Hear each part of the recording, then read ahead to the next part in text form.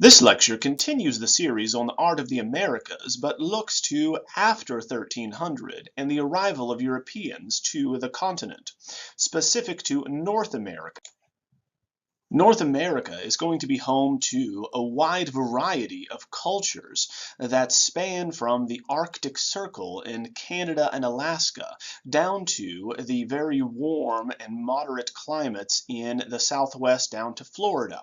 There were no large cities or urban populations that the Spaniards encountered in Central and South America.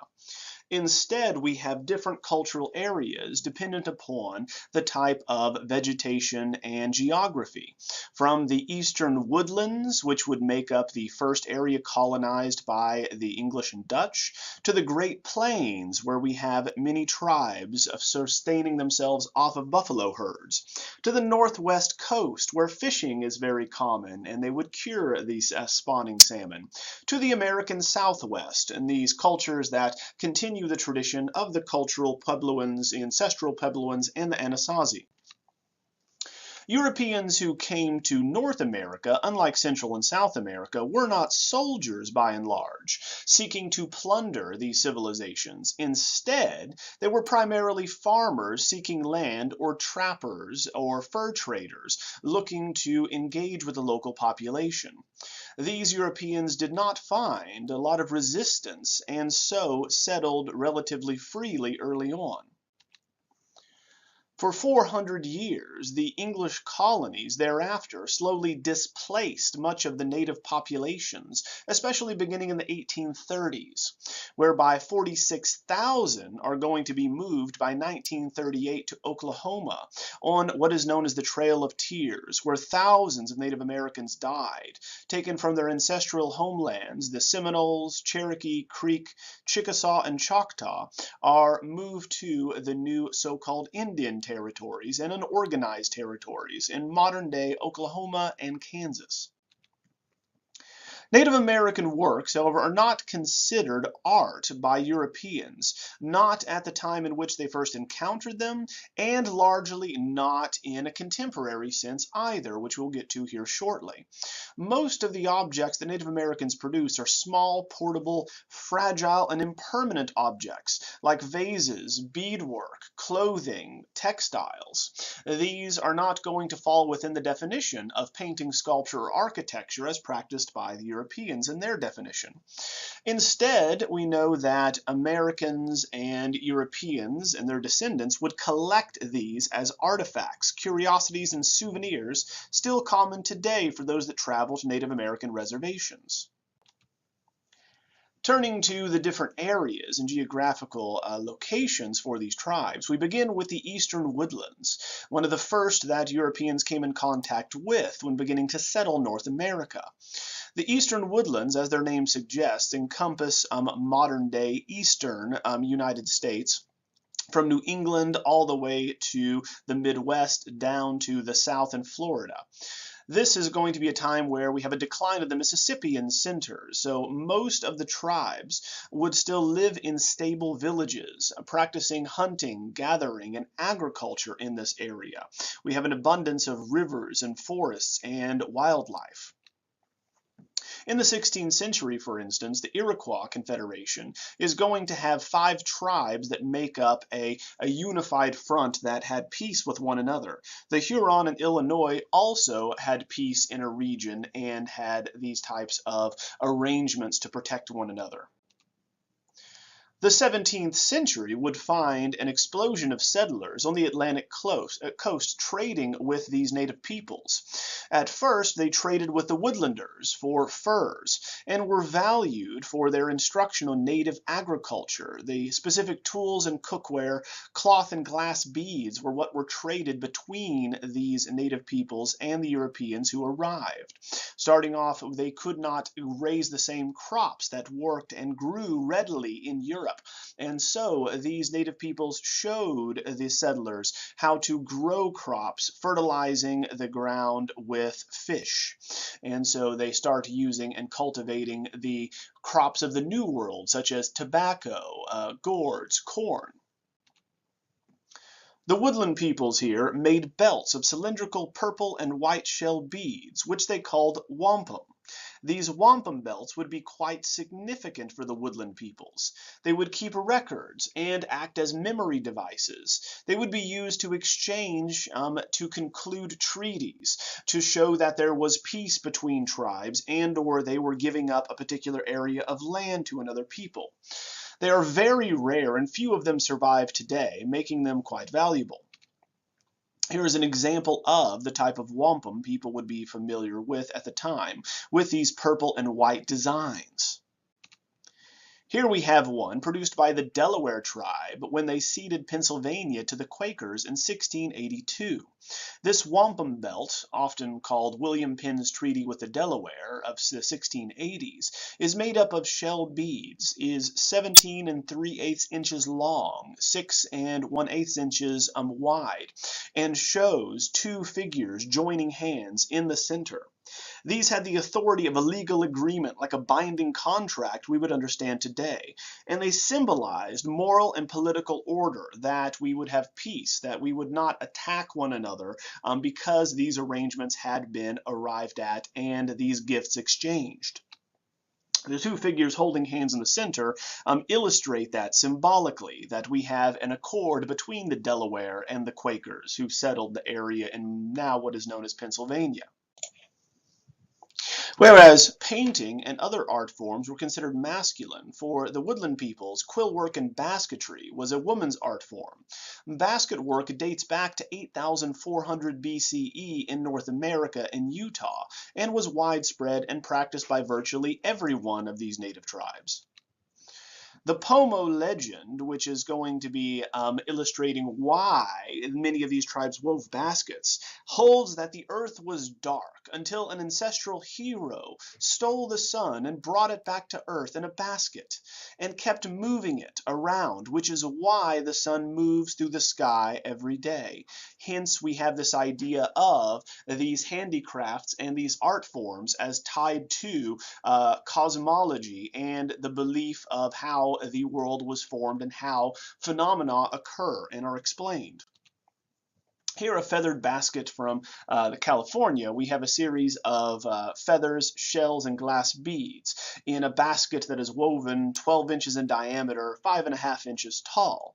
The interlocking design of the feathers and the beads is going to offset and augment the traditional design of the checkered black and white pattern we find in this region. The clamshell and woodpecker quail feathers are going to add a very decorative element and flourish to it. Therefore, this object would not have been primarily for utilitarian purposes, but instead for ritualistic purposes. The coiling that is used to produce such baskets is going to find that the women would sew together in a spiraling foundation of rods these various sections, and then could tie in other elements like shells, feathers, and beads.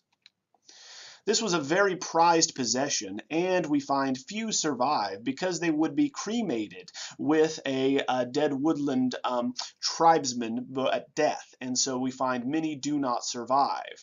But just as we were discussing with the ancestral Puebloans and Anasazi, they would bury their dead with these vessels over their head. So the association of these for a funerary and ritualistic context is not unusual and is going to span the globe. If we think of ancient Greece, going back to the geometric crater, that is also used for a ritualistic and a funerary function. Along with the weaving using traditional bulrushes and reeds, we have these baby carriers being produced by the Eastern Sioux, for instance, using porcupine quills. In this instance, we have one that would strap on a woman's back that is 31 inches long. The quill work here is used with dyed porcupine and bird quills to soften them as they soak, so we can work them and bend them into these rectilinear ornamental patterns. The patterns are going to be producing protection symbols of antelopes in profile, as we see here, and thunderbirds with their heads upturned and tails outspread. Thunderbirds, importantly, protect individuals against human and supernatural foes, important for an infant at this period who is going to be exposed to innumerable hostile environments, diseases, mortality being quite high, would require supernatural protection to assist in ensuring the child made it to adulthood. The use of these, as seen here, would bundle a child tightly when moving, and many of these nomadic peoples and tribes would take down their temporary structures, like teepees we will discuss here in a moment, and then travel, sometimes hundreds of miles, to set up a new area. And so we needed to ensure that every aspect of life was portable. Moving into the 19th century, as these woodland peoples have more and more contact with Europeans, they adopt not only their techniques and style, but new and different types of materials to create their work. Here we have the Delaware people of around 1860 producing a bandolier bag, which is 21 inches by 17 inches without the strap. The bandolier bag would have been common and would have been known by the Europeans because they would have carried ammunition in it as they would carry rifles alongside. Of course, this is the time in which we have the muskets that are going to be muzzle loading, in which you would have to put in your own black powder and ball separately. So that would be carried in the bag. Here we find the beadwork is going to be new, for glass beads were traded with the native peoples, in this case the Delaware people, who would then create these new patterns, now imitating European motifs like floral designs, instead of having thunderbirds and antelopes, for instance.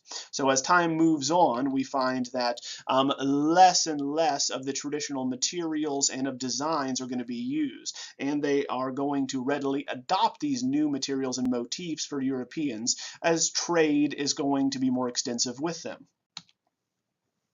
Turning to the Great Plains, we find they run from the woodlands to the Rocky Mountains and consist primarily of prairie grasslands, very flat without many trees and vegetation. And so we have two primary ways of life in this area: agricultural, those that are able to grow certain types of crops, and nomadic. And this exists primarily from 1700 to 1870, relating to the nomadic way of life. Here we have the various tribes that made up this region. So today we may not be as familiar with them, but we had those from Blackfoot, Crow, the Cheyenne, Pawnee, Osage, all the way down to the Comanche in Texas, a wide range of cultures and tribes living either in a nomadic fashion or growing crops in this region.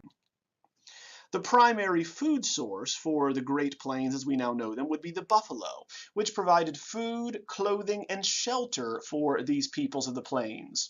Now, this way of life would not have been possible until the 16th century, when the Spaniards are going to bring horses, and many of them escape and are going to become wild and mate on their own, populating the Great Plains here. So as these native peoples are going to harness the power of the horse, they hunt down the buffalo. So the appearance of Europeans is going to change the very way of life of many of these peoples, because they have new methods of mobility, of getting around and changing the way in which they gather food, and also their lifestyle changes. The way in which these peoples are going to support themselves and live in a domestic setting is made possible by way of the teepee. So the teepee is made up of a dwelling from buffalo hides and tent poles. As seen here, we have Blackfoot women raising their teepees, photographed around 1900.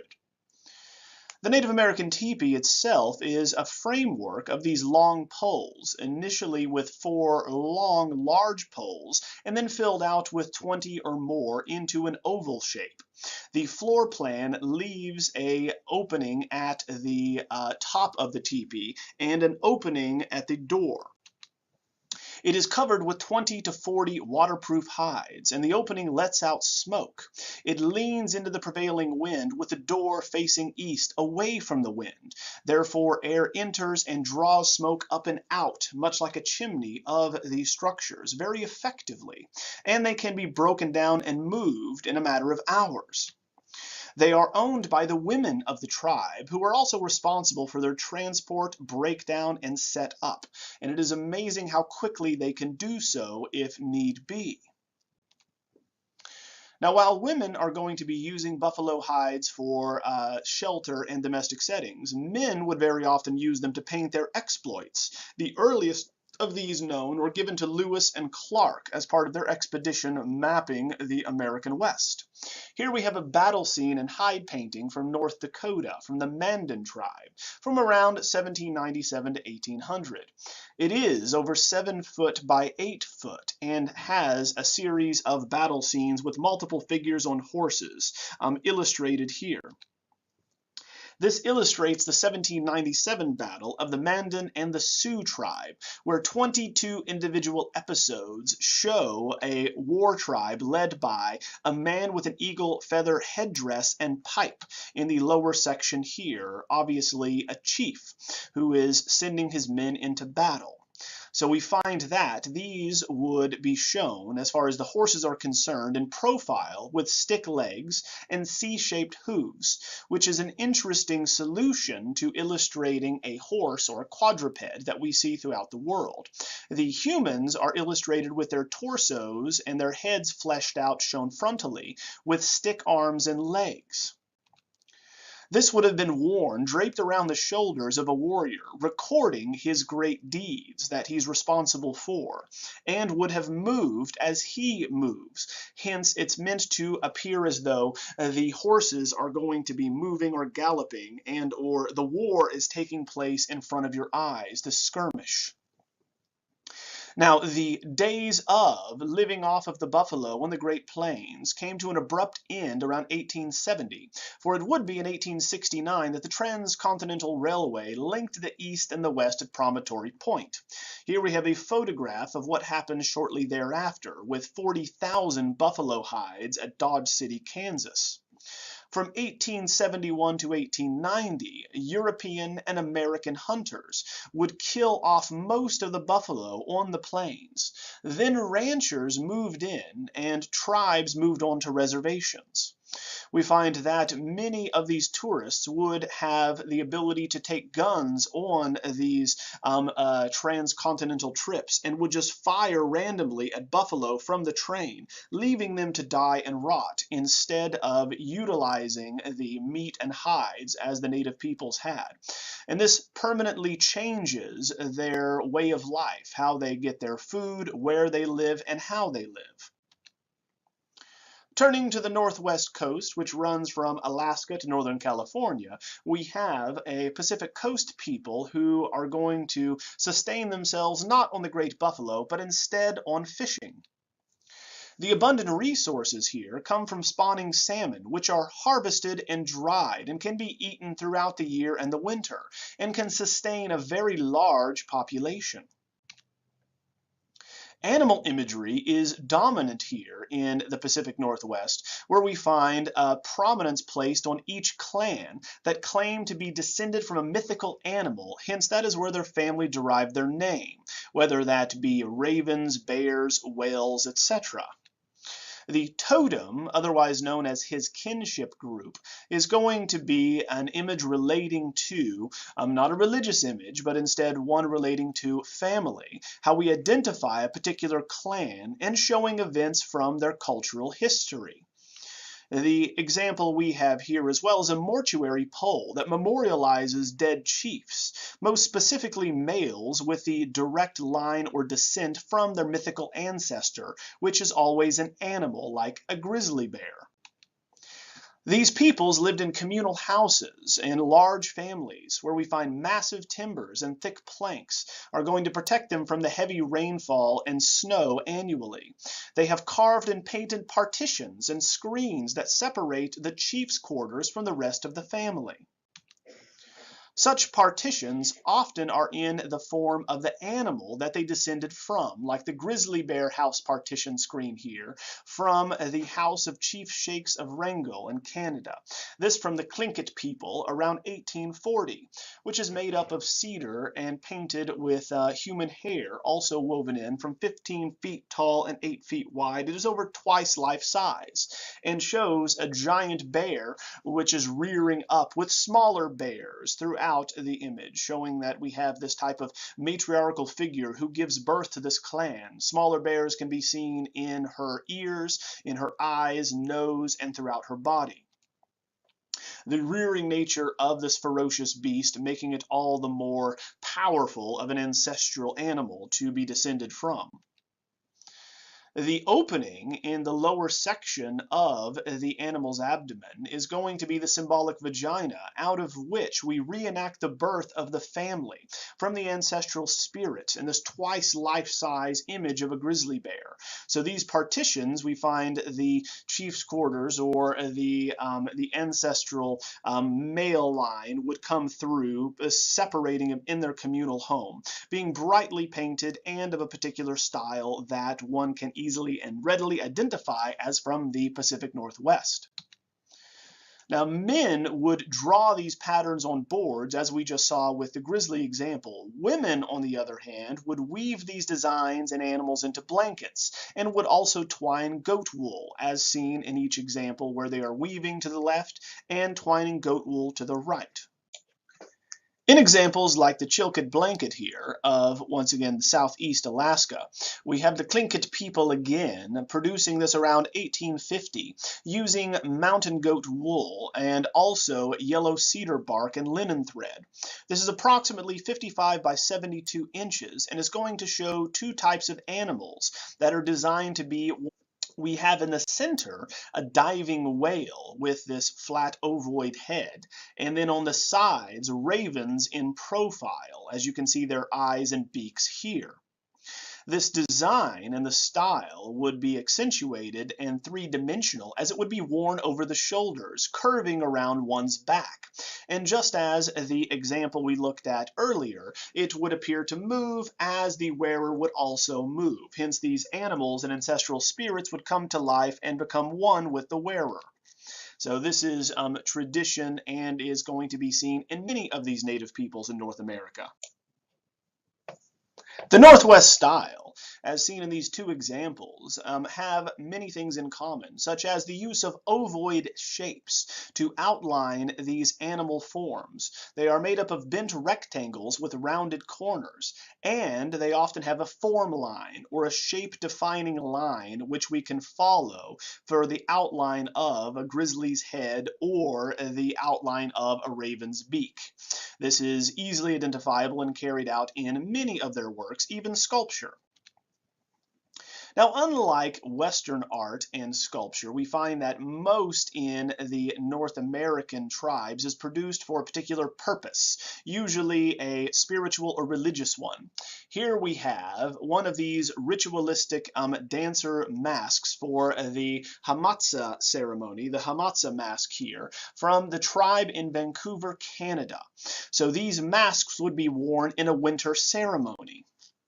This winter ceremony is designed to initiate members that would be 25-year-old males specifically, who would reenact the taming of a particular cannibal spirit in the form of birds. They would dance around the interior of one of these communal homes while an audience looked on and participated. They would search out for victims in this ceremony, and the audience would then take a role in this particular practice and act like they were being attacked and injured, and even have blood packets on them to suggest they had been injured by these birds. Strings would be used to manipulate the beaks as they would interact and engage with the audience, pretending to attack them. The initiates would then pretend to eat human flesh, and then were forced to drink seawater until vomiting it up. Thus, the harmful toxins would then be leaving the body. They would then be cleansed and tamed, and now able to join the clan, for this wild, beast-like part of human nature had been expunged, and they could live in civilized society now. Canadian governments and the missionaries here, however, outlawed the practice in 1885, very disturbed by this reenactment of cannibalism, but the native peoples refused to stop and continued reenacting it anyway. The final area we will look at is the American Southwest, which we have already seen had been inhabited for centuries. This is where we have the Puebloans and the Navajo, who are the heirs to the Anasazi and the Hohokam peoples. Village living and agriculture and this type of architecture had already been established here long before the arrival of these new peoples to the region, such as the Navajo. They arrived in 1100 to 1500 and are going to sustain themselves by way of agriculture and shepherding. They are going to have a much easier transition with the arrival of the Europeans, for they are among one of the only native peoples to have their reservation on their homeland, so they do not move and are already well adapted to life in this region. The traditional arts practiced by these peoples included sand painting, especially before European contact. Men would also work in metal, and women would weave cloth, which was of special significance to the Navajo. Now, sand painting is going to be a specific practice relegated to the men's realm and would be accompanied not only by the painter but a shaman and singers who would chant in these healing and blessing ceremonies. These would depict mythic heroes and events and are going to follow prescribed rules and patterns. In the practice, the artist would dribble colored stones, pollen, and flowers over a hide or sand on the floor to create these patterns. They were never meant for public consumption, nor to be displayed in museums, for the act is temporary and ephemeral, and the design would be destroyed by nightfall of the same day in order to protect its magical efficacy. Here we have Hosting Claw and the Whirling Log Ceremony, which is a sand painting and tapestry woven with wool here, 5 feet by 5 feet. And it shows this type of ceremony that would restore one's inner beauty and harmony. Now, Claw is a shaman and a singer who began weaving these designs, making them permanent, offending many of his local Navajo and or tribesmen. He then is going to be trained by his mother and sister and is considered a third gender, so it is appropriate that he would weave as, once again, a male, but not considered to be in the same requirements as other men in the Navajo. They have 3 genders, just of course now we have other options to check on boxes for identification. This relates to the creation myth and illustrates the creation myth of the Navajo, showing the holy people creating the earth's surface, dividing it into 4 parts. Very common, as we also saw going back to the Maya and the Inca. Here we find that these holy people create humans, corn, beans, squash, and tobacco. Not only do we have humans, but the 4 sacred plants that go along with them. The Rainbow Maiden is going to be seen in the sky, framing 3 sides here. Her body and upper part of her torso, head, and arms can be seen in the upper left-hand corner, whereas her legs extend all the way around to the upper right-hand corner. The holy people are these elongated figures seen on all 4 sides of this design and this woven wool tapestry here. They are going to each be responsible for creating different sections. Each of these quarters contains a male and a female figure with 1 plant each, either corn, beans, squash, or tobacco. Hence we have the means to reproduce, as we have with humans, these agricultural products. Now, these were intended to please the spirits, and so shaman singers would make sand paintings now, however, for sale, but introduce errors into them, rendering them harmless as far as their magical efficacy is concerned, and ensuring that they did not offend the local Navajo. Now, Navajo weaving, just as we saw here, is going to be a product of contact with the Europeans, just like when horses arrived. We find they also bring sheep. So these sheep are going to provide the natural colors of the wool that are not dyed for Navajo weavers. Weaving is significant to the Navajo, as mentioned, not only for its utilitarian function, but it is very intimately tied up with Navajo mythology, which states that the universe was woven by a spider woman of sacred cosmic materials, who then taught weaving to the changing woman, what we would call Mother Earth, who in turn taught it to the Navajo women. Therefore, it is a sacred responsibility of Navajo women to imitate the Creator in weaving, using the wool of these sheep and the natural colors of them as well. Here we have Julia Jumbo in Two Gray Hills tapestry weaving, where in 2003 we have a modern version carried on to this day, where we have Two Gray Hills style, simple horizontal stripes developed into intricate patterns, which are going to be taken from the ancestral Puebloans that are from this region in the American Southwest. The pattern, which is this rhythmic geometrical pattern that is stair-stepped at diagonals and often has the changing or transition from black to white, is going to be one that is deeply ingrained in this culture. The Puebloans would continue this architecture and designs of the ancestral Puebloans well into the modern era, such as in this blackware storage jar. And we find that even today, they were the most successful at transitioning from the pre-European era to the modern. Like the ancestral Puebloans, these individuals, like the Navajo, would have multi-story dwellings made of adobe bricks. They were occupied for more than 500,000 years, such as the one seen here in Taos, New Mexico, with 5-story house blocks with communal dwellings. As with the ancestral Puebloans, they would have ladders to the upper stories and would insulate inner roofs, entering homes and interior spaces through holes in the ceiling, providing additional access for said ladders, like those seen at Puebla Bonita. These would be arranged around central plazas for ceremonies, communal ceremonies, such as the ones shown here of the Cachares of Taos.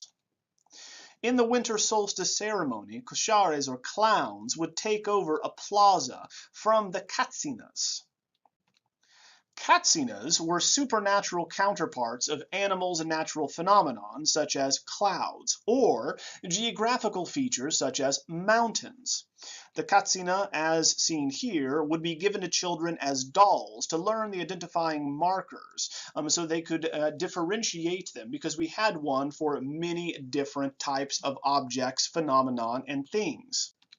This is not unusual, for the Roman religion also had native deities known as Numen or Numina, male and female, which were the personifications of various qualities, everything from water to bridges to mountains.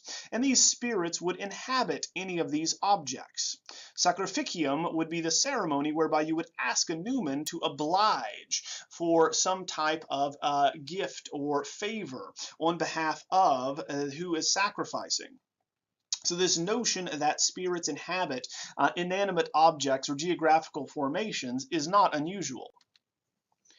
These would be manifest in human dancers, so the style helped popularize, as seen here, this Indian style. The style associated with Native American art, as with Pablita Velarde here, was going to be created specifically by Dorothy Dunn, who would combine the flat outlines of folk art with the decorative elements of Art Deco with the exotic Indian subject matter that we would find would be easily identifiable. This was intended to appeal to collectors, whereby tourists would come and purchase jewelry, pottery, weaving, and painting from these various reservations, and they still do to this very day.